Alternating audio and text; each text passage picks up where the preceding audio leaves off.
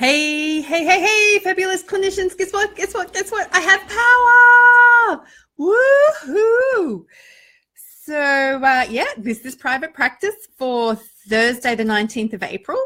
And I'm Jo Muirhead, and I'm here to talk to you about all things frustrating and annoying in private practice. So I'm taking some advice from the awesome Allison of Abundance Party, who basically has suggested that the best way to tackle a Facebook Live video is to turn up, not expect anybody to turn up, and be available and deliver really awesome content because people will watch it later. So Allison, thank you so much for your encouragement. And this is probably why you have built a tribe and a community of thousands and thousands and thousands of people. Hey, Carol. Hey, Jen. Hey, Nicola. Yay, Nicola's here. Woohoo. So I am really getting over myself. So maybe exposure therapy does work. Except for Jo's fear of heights. It really doesn't work there at all. Oh my Lord, what an interesting day. Well, for starters, I'm not actually supposed to be available to do this right now. I thought I would be in the city of Sydney attending some training. Thanks, Carol. You imagine that there's never anybody there. Okay, I'm over myself now. People got it. I'm Hashtag work in progress. So I had enrolled to go and do some training today, but I woke up feeling rotten this morning.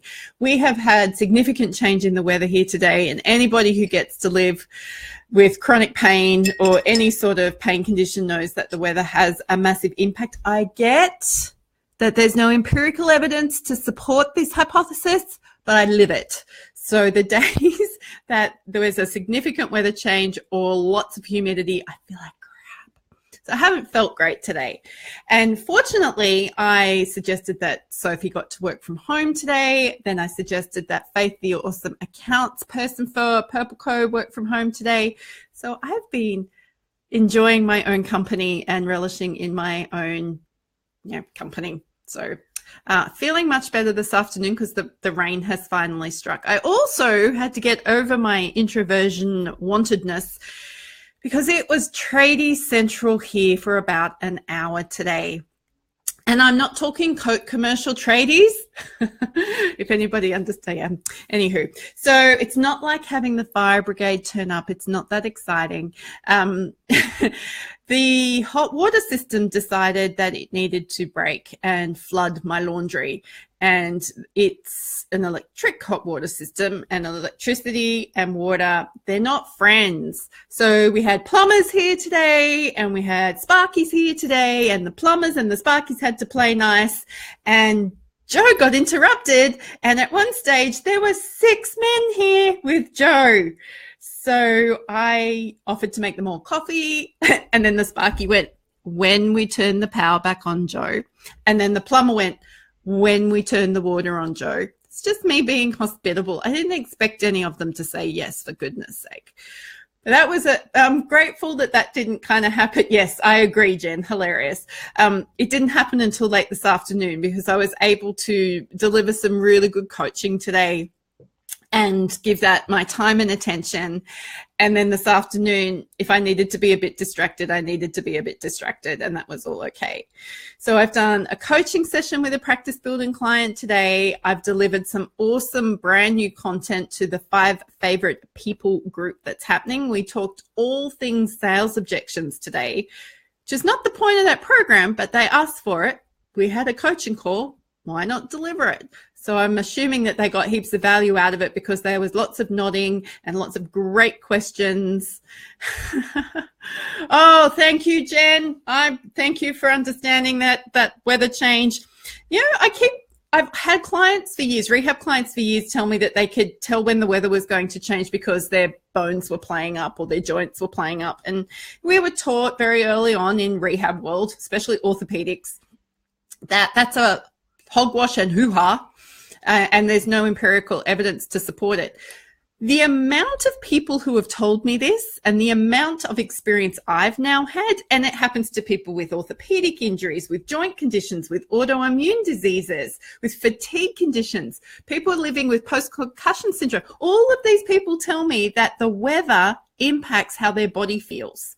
So I'm thinking the scientists are doing the wrong type of testing.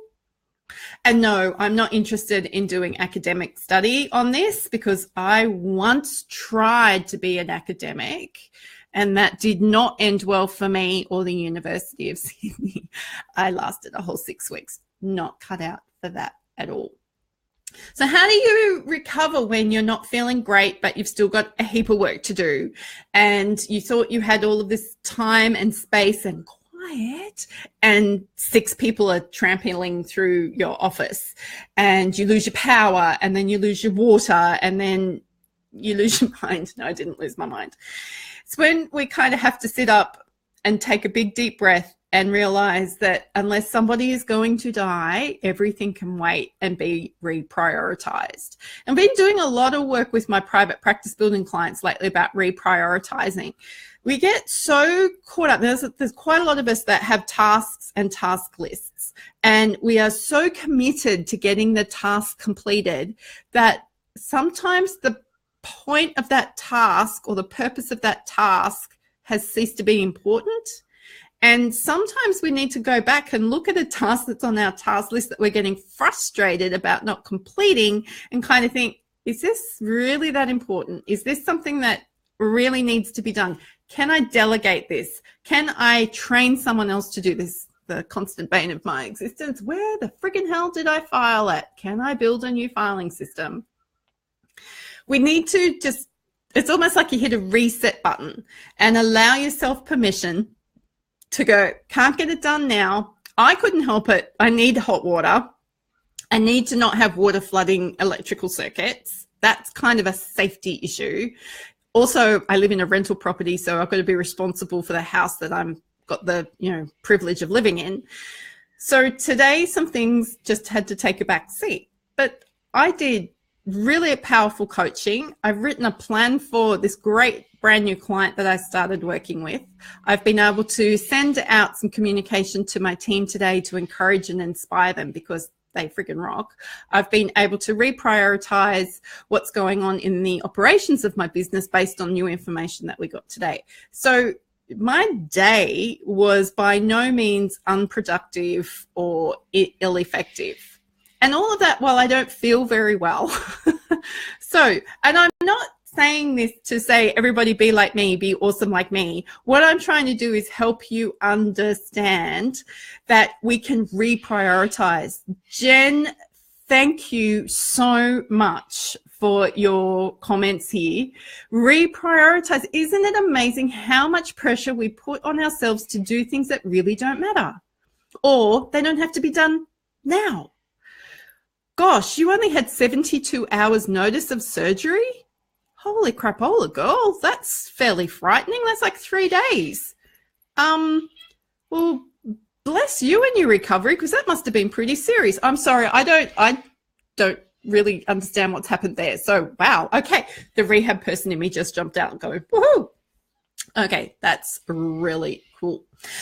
Alrighty, so feel like I'm starting to ramble, so I might wrap this up today. Much, much appreciated for those of you who turned up and let me know that you're here. Thank you for helping me be my work in progress and getting through my fears of Facebook Lives. I'm going to go finish writing an email to send out to everybody on my list with the awesome recording that Nicola and I did earlier this week. So bless you heaps. Looking forward to chatting to you for Fridays. Probably have a little bit of a celebration. Yeah, let's do that. Let's talk about what we're going to celebrate tomorrow. So come prepared. And I know Nicola is encouraging all of her people to do this tomorrow. So come prepared to talk about something you want to celebrate. Have a great evening. I get to go and be on my own for a little while.